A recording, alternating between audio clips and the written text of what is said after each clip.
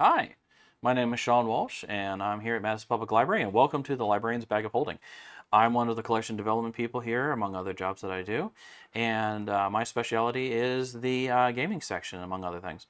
And so I wanted to talk a little bit about some books that we have here.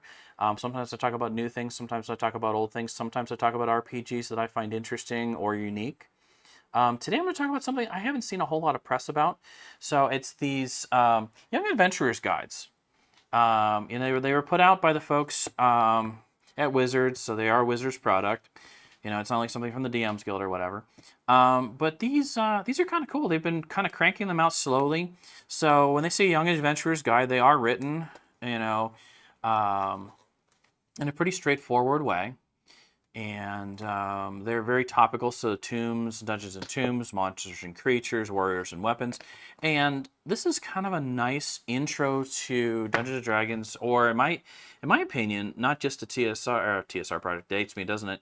A Wizard of the Coast product, but any kind of tabletop. This kind of gets you a nice framework. So if you're working with young folks who are very interested in becoming tabletop gamers, this is a really good springboard to work them into some of the nomenclature and things. Again, it is very Dungeons and Dragons specific, but the nomenclature we all use, whether it's a DM or a GM, you kind of, if you know what the role of that person is in the game, it doesn't matter what it's called. And so a lot of that is covered through the books.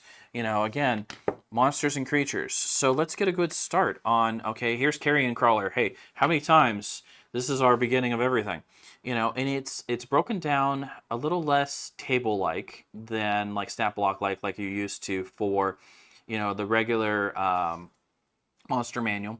But I like it because it's very narrative. It talks, it breaks it up. It says do this, don't do this.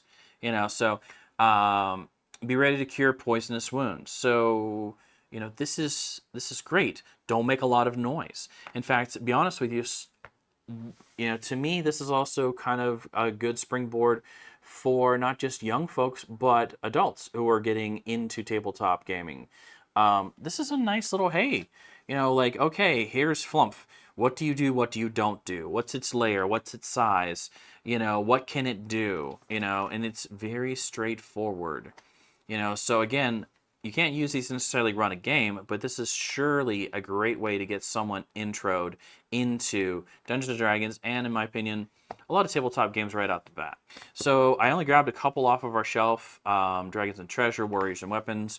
There's a whole slew of these. You can buy them now in some box sets, but in all honesty, I would love it if you came to our library or any library and check these out. So again, these are the Young Adventurers Guides. Search for them in your local catalog. Search for them in our catalog. I am Sean Walsh, and this is the Library Bag of Holding, and it's wonderful to see you. Look for you again on the interwebs.